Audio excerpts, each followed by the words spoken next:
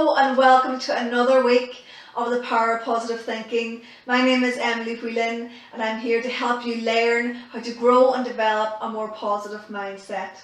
In this week's topic, I'm going to share 3 very simple but very effective ways that you can manage racing thoughts. You know, if you find that your mind is racing away and running away with thoughts. So, do you have an overactive mind? Do you have an overactive imagination?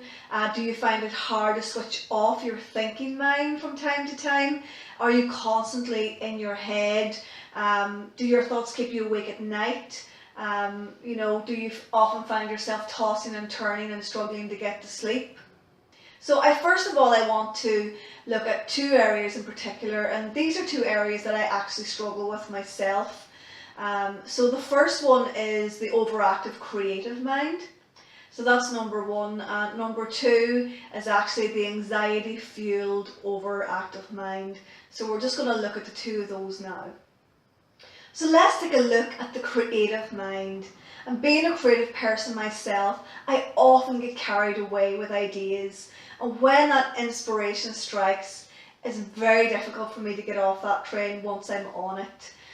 It could be something like creating content for videos such as I'm doing now.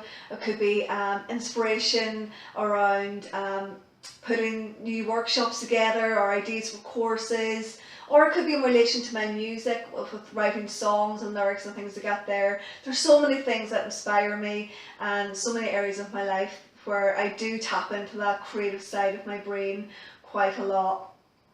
And I think the thing to remember here is that, it's not so fun when inspiration strikes, maybe before going to bed, or even worse, in the middle of the night. You wake up with an idea and you find it very, very difficult to switch off and you can't sleep when you're tossing and turning. So let's take a look now at the anxiety-fueled overthinking mind.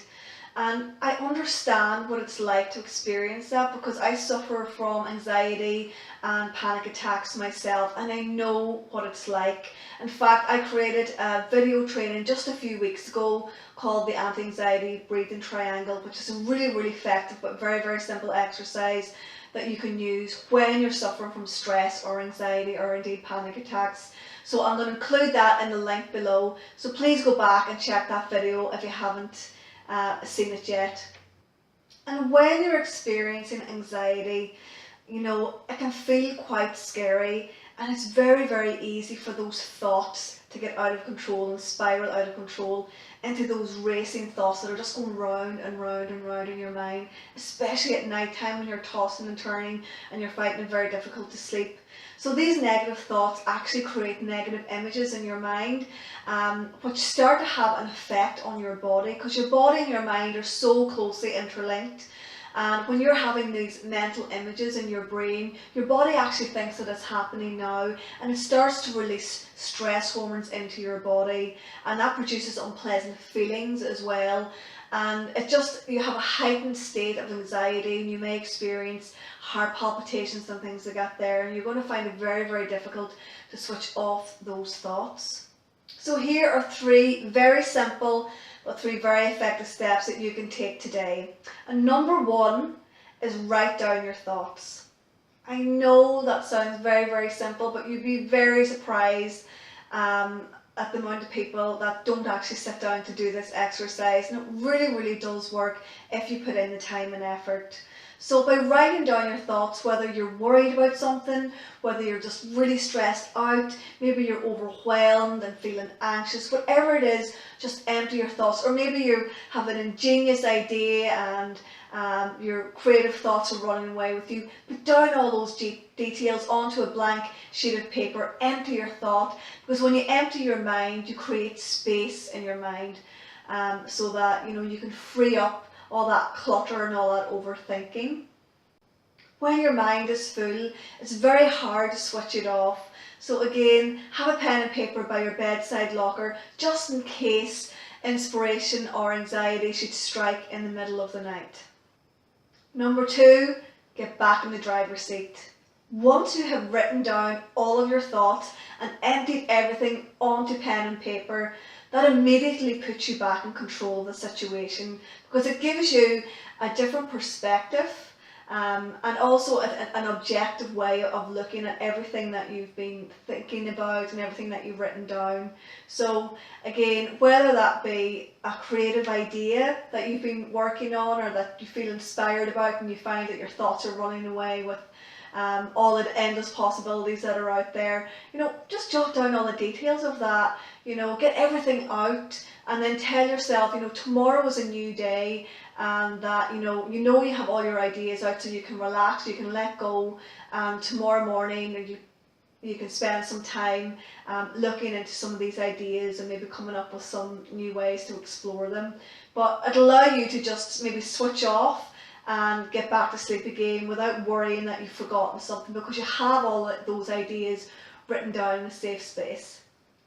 If your thoughts are more fueled in relation to anxiety, worry, something that you're stressed about, write down the details of what's bothering you. Try and rationalize your thinking, and ask yourself, do I really need to worry about this right now? Is it going to change anything right now if I continue to worry about this? Very often the answer is no. Can this wait until tomorrow? Can I deal with this tomorrow? Maybe you can organise to speak to a friend before going to bed if you feel that you're worried or anxious or tense. Sharing your thoughts with someone who can give you emotional support can be very, very helpful. Or maybe that you can contact somebody to meet them the next day to discuss what might be going on with you.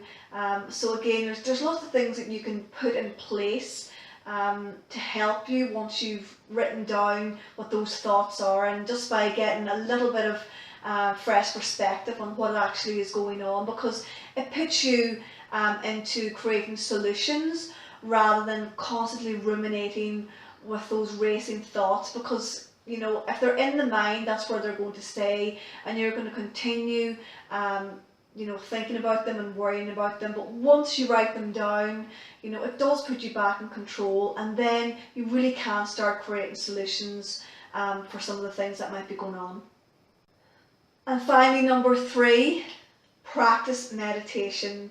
I can't begin to tell you the many, many benefits that you will experience from meditation. It's a wonderful, wonderful tool for slowing down the body and the mind, because it switches on the relaxation response within the body. There's been so much research done. The research speaks for itself. There is just so many benefits to be gained from practicing meditation, so there really are no excuses. There's also thousands of YouTube meditations out there that you can go visit for free. There's also like hundreds of applications and things that you can download onto your phone as well to get you started, and a lot of those are free as well. So again, there's no excuse not to try meditation, and it will be so worth your while, and you'll be so glad that you did. So I promise, it's a really wonderful way to switch off those racing thoughts. And I just want to thank you so much for tuning in to another week. My name is Emily Whelan, and if you like this video, please subscribe to my YouTube channel and maybe share it with somebody who might benefit from this. I'd also love to hear from you. If you've any struggles, or there's something that you would like me to cover in particular, maybe a topic or something you'd like me to talk about, I'd love to be able to help in any way that I can. And you can come visit me at emilywhelancoaching.com, or you can email info@emilywhelan.com. And that's it for today. Thank you so much. See you next Tuesday. Bye bye.